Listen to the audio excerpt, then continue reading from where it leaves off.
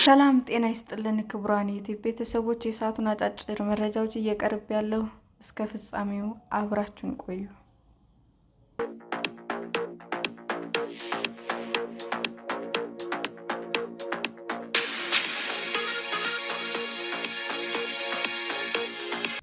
የኦሮሚያ ክልል ፍርድ ቤቶች አዲስ አበባ በሚገኙ የኦሮሚያ ተቋማት ላይ የዳኝነት ስልጣን እንዲኖራቸው የሚፈቅድ ሕግ አጸደቀ። በቀዳማዊ ኃይለ ሥላሴ ዘመነ መንግስት ጸድቆ ከ60 ዓመታት በላይ በሥራ ላይ የቆየው የወንጀል ሕግ ሥነ ሥርዓት የማስረጃ ሕግ ተካቶበት ዛሬ መጋቢት 24 ቀን 2018 ዓ.ም በሕዝብ ተወካዮች ምክር ቤት የጸደቀ ሲሆን የኦሮሚያ ክልል ፍርድ ቤቶች በአዲስ አበባ በሚገኙ የኦሮሚያ ተቋማት ላይ የዳኝነት ስልጣን እንዲኖራቸው የሚደነግግ አንቀጽ ተካቷል። የሕዝብ ተወካዮች ምክር ቤት ባካሄደው መደበኛ ስብሰባ የወንጀል ሕግ ሥነ ሥርዓትና የማስረጃ ሕግ ረቂቅ አስመልክቶ የሕግ ፍትህ ጉዳዮች ቋሚ ኮሚቴ ያቀረበውን ሪፖርትና ምክረ ሀሳብ መርምሮ አጽድቋል።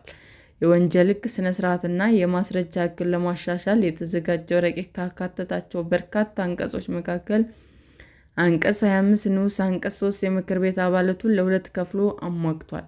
በምክር ቤቱ የአብን ተወካዮች ደሳለኝ ጫኔና አበባው ደሳለው በረቂቅ ሕጉ የተካተተውን አንቀጽ እንዲወጣ በርካታ መከራከሪያዎችን በማንሳት ጠይቀዋል።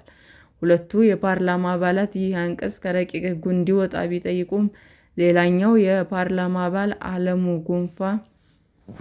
ጎንፋ ሕገ መንግሥቱን ጨምሮ ሌሎች መከራከሪያዎችን በመግለጽ የአንቀጽ መካተት አግባብ መሆኑን ተከራክረዋል። ከፓርላማ አባሉም በተጨማሪ የሕግና ፍትህ ጉዳዮች ቋሚ ኮሚቴ የአንቀጹን አስፈላጊነት ገልጸዋል።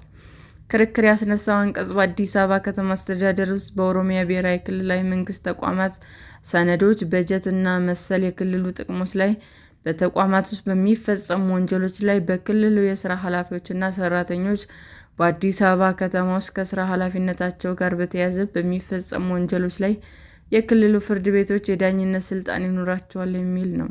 ሆኖም ምክር ቤቱ በሁለቱ ተቃውሞ በአብላጫ ድምፅ የወንጀል ሕግ ሥነ ሥርዓቱ የማስረጃ ሕግ ቁጥር 1410/2018 በመሆኑ አጽድቆታል።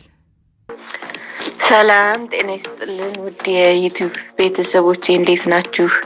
አዲስ ጀማሪ ነኝና ሰብስክራይብ ያደረጋችሁ አበረታቱኝ። አመሰግናለሁ። የዩቲዩብ አድማጮቻችን ለሰዓቱ ያቀረብኩላችሁ አጫጭር መረጃዎች ይህንን ይመስል ነበር። በሌላ መረጃ እስክንገናኝ ሼር፣ ላይክ፣ ሰብስክራይብ እንዲሁም ቢቀርብልን የምትሉት መረጃ ካለ ኮሜንት እያደረጋችሁ ቸር ቆዩን።